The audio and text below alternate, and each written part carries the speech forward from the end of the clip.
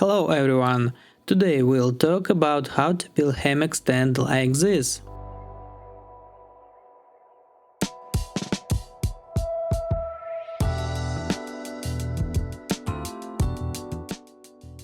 We'll be using timber, which is easy to find at any hardware store.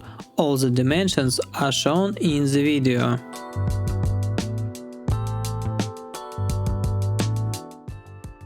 To assemble the structure, we'll secure the timber using a threaded rod and fasten everything with bolts.